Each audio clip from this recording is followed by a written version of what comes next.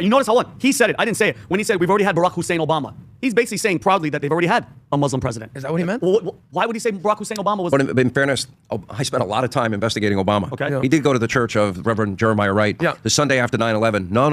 Not God Bless America. GD America. It's in the Bible. GD America. Really? The Sunday after 9/11. Who said that? Jeremiah Reverend Wright in Chicago? Who's the pastor Yeah. of Barack Obama. Come on. And he said after 9/11? The Sunday after 9/11, 2,977 dead Americans, many more since 9/11 related illness.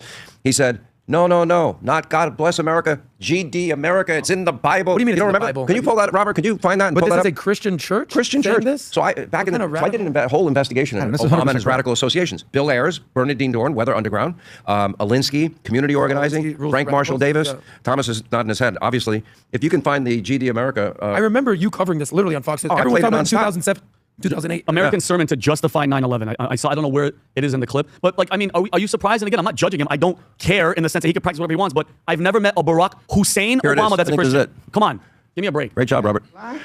God does not lie. Where governments change, God does not change. And I'm through now. But let me leave you with one more thing. Governments fail. I don't think this is 2001. No, that's 2003. That's 2003. But he said it. And this was the church that Obama would go to, because obviously Obama Yeah. went for president in 2008. However- You're saying these are I comments think he made well if before. W had these associations, what do you think the news media would have said about it? Oh, man, If W had these associations, my here- God! white supremacy. And instead, they cover it because the globalist and the reordering of America was at the top of the agenda for the liberals that were running liberal media and the liberals that were part of it. And so they went with it. Well, Saul Alinsky's okay because overthrow the man. This guy's okay. This is and you look at the. Basically, you can tell Obama's position by his college curriculum, and you just go look at these professors that were his mentors, and then you ask yourself a question: are you surprised that what he took action on, what he took inaction on? Are you surprised? Yep, I'm not. I have a question. Did we find that clip? I have a question for Hannity. So you've been in the media since '87. 400 right? years. 400 years old, still got great hair. I've seen one thing that I don't recognize, in my 40 plus years on life. I don't remember candidates, especially specifically on the left, running as straight up socialists. Straight I'm up. running as a socialist. Get behind me. It used to be a thing. Hey, don't tell anybody I'm actually a communist socialist. Let's keep it on the down low. Now they're running on that platform. Was that going on 50 years ago, 40 years ago?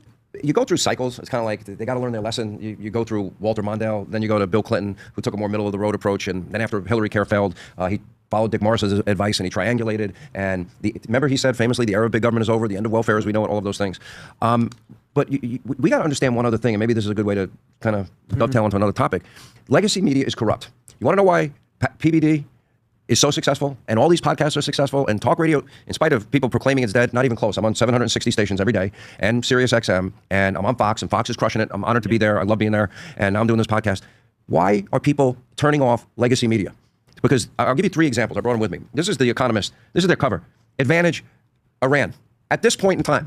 Okay. Then you got foreign policy saying why U.S. victory in Iran would be bad for Washington and bad for the world. Then you have Politico. Thought Iraq was a blunder. Iran is far worse. Why do they root against our country? Whether you agreed that with Operation Midnight Hammer, this epic fury or not, when American treasure is in harm's way, for crying out loud, can you just hope, even if you disagree, that it works? It's almost as if like cheering against America has gotten cool. Cheering, and I really do think, John,